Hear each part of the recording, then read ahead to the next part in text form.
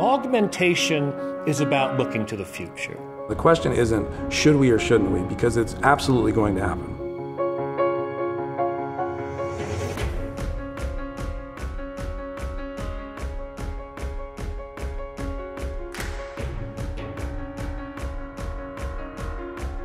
Augmentation, if it becomes standard, will be used for bad purposes. Nobody doubts that.